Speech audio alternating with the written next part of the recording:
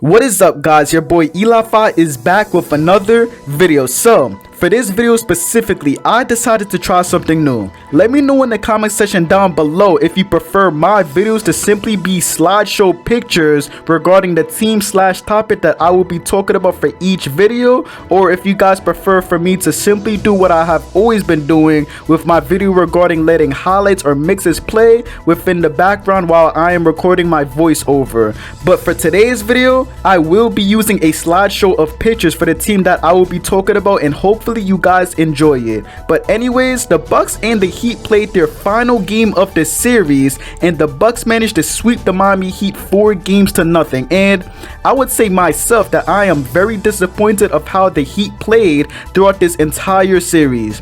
Now, I made a playoff prediction video about a week ago. If you guys haven't checked it out, make sure you guys do so. But within that video, I was very excited to watch this series unfold, as I thought this series was going to be very competitive and fun to watch. But I was wrong.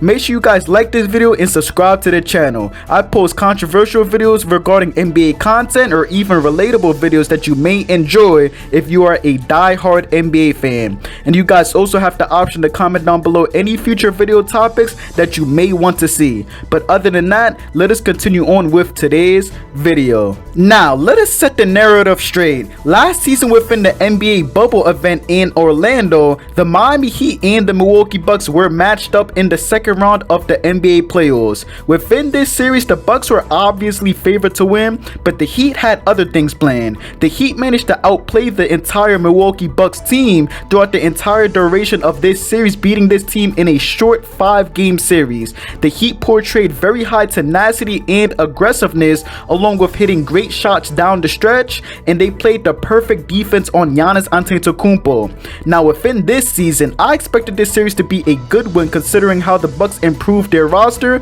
and the Heat had already outplayed the Bucks last season. But I don't know if it's just me, but compared to last season, I did not see the same exact tenacity or fight from this Miami Heat team that I expected them to portray, just like they did last season. Game 2 and 3 were simply blowout losses for the Heat, but game 1 and 4 are the games where they kept it close but still fell short. Now, there could be a lot of reasons as to why the Heat did not play as good, such as they lost key pieces such as Jay Crowder, and you could include Kelly Olynyk, who in my opinion played very great for the Heat last season and spaced the floor very well. And you also have to consider how much the Bucks have improved their roster at the rate that they did within this season. First of all, they swapped Eric Bledsoe for Jrue Holiday, which proved to be a very great move. Jrue Holiday is a far better player than Eric Bledsoe was for the Milwaukee Bucks, and I guess you guys can agree with me when I say this, but that comparison between Jrue Holiday and Eric Bledsoe isn't even that close, if you want to be technical. And they acquired another piece such as PJ Tucker, who has the playoff experience, and he plays his role extraordinarily well. The Bucks also made some great defensive adjustments to hinder the Heat from playing their game compared to last season as well, which is a huge reason as to why players on the Heat struggled to get their offensive game going throughout this entire series. Some examples include the two best players on the Heat in Jimmy Butler and Bam Adebayo. Throughout this series, Jimmy Butler's best game was him only scoring 19 points on 41% shooting efficiency, and Bam Adebayo simply did not look like the same player he was in the regular season. The same exact mid-range shots he was making in the regular season just wasn't dropping within this entire series in general. All in all, the Bucks were seeking to get their revenge for what the Heat did to them last postseason, and they got that revenge in dominant fashion. But now, let us consider what is next for the Miami Heat. The mentality for the Heat organization is that they are a playoff team indeed, and they are seeking to win as soon as possible. Their best player and leader in Jimmy Butler is exactly 31 years old of age, and eventually he's going to want to be a part of a team that is destined to win an NBA championship before he retires. The time flies by very fast, and before we all know it, Jimmy Butler will be 35 years old, declining out of his prime. The Heat have to do something if they seek to win their 4th championship in franchise history with Jimmy Butler still in his prime. One thing to consider is how they traded for Victor Oladipo to contribute for this postseason, and he suffered a season-ending injury, which makes it very concerning regarding if the Heat even want to sign him to another deal, since Oladipo will be a free agent this offseason. offseason. I'm assuming they won't sign him due to him declining from injuries, but if they do sign him to a deal, it isn't going to be a contract Oladipo was offered in the past, since he is not nearly the same exact player he was a couple years ago. Also, I really don't know if they're going to sign Trevor Ariza to a deal this offseason, since this is the last year of his contract as well. Assuming they don't resign both players, that will give the Miami Heat some extra cap room they can work with if they would seek to look in free agency to potentially sign players who could contribute at the highest frequency possible to win them an NBA championship.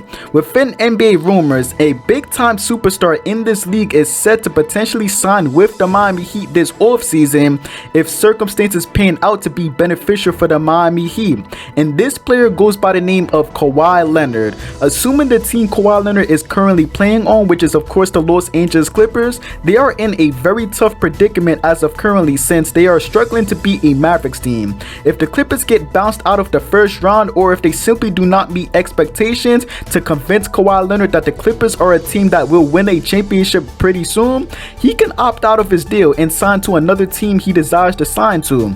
Now, me personally, I feel like the Golden State Warriors have more of a chance to get Kawhi Leonard, since he went to the Clippers mainly to play in his home state in California, and the Warriors are located in the same exact state Kawhi Leonard seeks to play in. Now, if he does not seek to sign to the Golden State Warriors, however, then my second best bet is that he will sign with the Miami Heat this offseason, of course assuming he does not resign to the Los Angeles Clippers.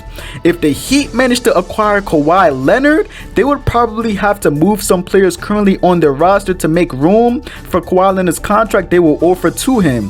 Kawhi Leonard will make the Miami Heat automatic contenders within the Eastern Conference, and I feel like he would fit well with the Miami Heat's overall roster. The Heat will be providing Kawhi Leonard with shooters around him who could space the floor extraordinarily well for him to work his magic down low, and they of course would have more of a defensive presence, assuming how immaculate of defenders Jimmy Butler and Bam Adebayo are. Kawhi Leonard will become the best player for the Miami Heat overall, but Jimmy Butler will definitely take the role of being the leader for the team to get the best out of his teammates. Kawhi Leonard will simply be an extra player who can provide the Heat with even more star power, and another player who can take over games when the Heat are in desperate need for an answer, and this could potentially get this team to be able to break the ceiling that they currently have. The Heat also have other options they could look into when it comes to them signing free agents such as DeMar DeRozan, or on the off chance if Chris Paul decides to opt out of his contract, which I highly doubt, or they could even look into pushing to sign John Collins from the Atlanta Hawks.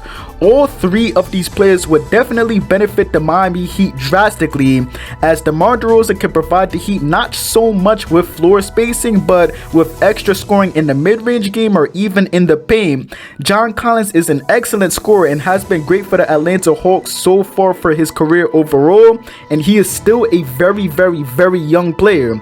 And you already know how immaculate of a player Chris Paul is and how he can impact the Miami Heat positively.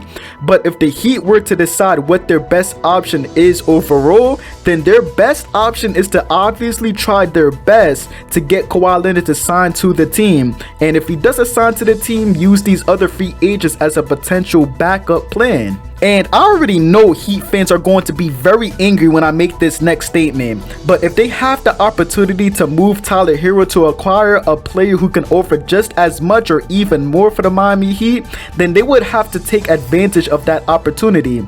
It has already been apparent that they could have probably acquired James Harden within the beginning of this season, but apparently the Heat did not want to give up Tyler Hero, and I'm sure the Rockets wanted other pieces from the Miami Heat's roster, which also could have been a factor for the Heat declining the trade. But James Harden is obviously a player who could have benefited the Heat extraordinarily, and he could have been a great factor for the Heat and Bucks series in general. But the Heat are currently the first team in this year's postseason who have been eliminated from the NBA playoffs, and they are seeking to add new assets to their roster to raise their ceiling even higher.